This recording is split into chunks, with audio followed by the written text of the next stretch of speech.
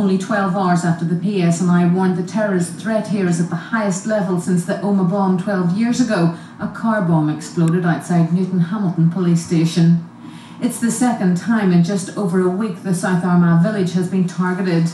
But while the bomb left last week failed to go off, this one caused considerable damage.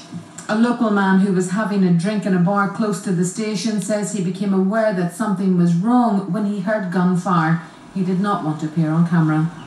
There was various shots, 30 shots in the air or whatever, and come outside the door and seen a white car parked over at the police station. This is as far as we're allowed to be, and you can't see it from here, but the police station is up the street and around the corner, some 300 yards from where I'm standing. When the bomb went off, pieces of the car rained down everywhere, and if you look down here on the road, you'll see a piece of the car blasted here onto the street. Even more worrying, eyewitnesses told us that when the bomb went off, there were people standing here on the road. This man was one of 2 people injured. He was struck by flying shrapnel when the bomb exploded. You were very, very lucky. Yeah, that's right. I feel lucky. I don't know what happened.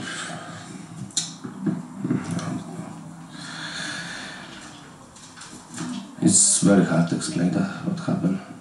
An elderly lady who lives close to the station was taken to hospital, although her condition is not thought to be serious. A warning was phoned to a Belfast hospital at 10:30, but when the bomb exploded 50 minutes later, the PSNI had still not arrived. In the absence of the police, fire crews evacuated the scene. There had been death or serious injuries here, so it would have been last night only for the fire brigade. As far as the PSNI goes, there was definitely no sign of them whatsoever. You will be aware that the threat in this area is severe, and any police response needs to be measured and properly thought through. I remind you that the intentions of these people are to kill police, and therefore any reaction by the police needs to be properly thought through and properly measured. A local Presbyterian minister says residents feel abandoned. This is part of Northern Ireland, it's part of the United Kingdom, and therefore the PSNI, the police force of this jurisdiction, ought to be policing all of the area. There ought to be no no-go areas. Politicians are united in their condemnation. This was an attack on a shell of a building with no police personnel in, and very rarely, if ever, police personnel in it. So the people who live in this town see this as an attack on this community.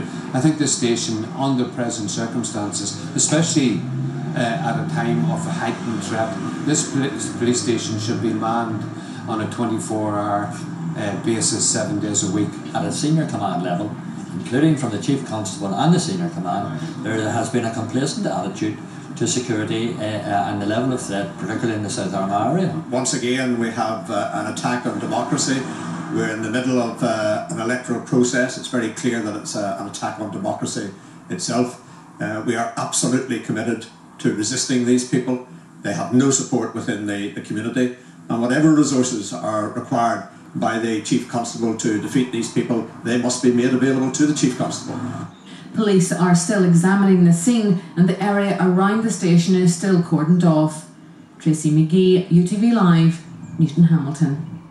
Well, Henry MacDonald, the Ireland correspondent of The Guardian, joins us now in the studio. Very good evening to you. Warm welcome to UTV Live. This latest attack really highlights the extreme level of threat that exists at the moment, but it's also worth noting, Henry, the audacity with which they carried out this attack last night. Exactly. Within 10 days of attacking Newton Hamilton, they're back again attacking the same base. And it begs the question, where was the intelligence? And there has been reports over the last 7 days to suggest there is an intelligence gap regarding the dissidents, and I think last night was a manifestation of that intelligence gap. What is the intelligence pointing at, the intelligence that they have? What is within the dissidents' sight? Well, firstly, that their bomb-making capability is obviously improving. And clearly the bomb at Newry Courthurst and now this particular device has caused quite a lot of damage to a police station and a nearby bar. But in the long run, I think their ultimate aim is to get devices like that across the Irish Sea to Britain, and the latest intelligence chatter, if you like, suggests that they're looking towards England as their ultimate target. It always has been for Republicans ever since the 19th century, but that would be their ultimate goal and their ultimate aim. Let's focus back on Northern Ireland and setting aside the whole issue of the police response time to last night's attack. What more can the PSNI be doing? I mean, has the Chief Constable got this terribly wrong? Well, in a sense, the problem is the presence in that area. I mean, if the police feel they're under threat, or do they need military backup, and how controversial politically is that?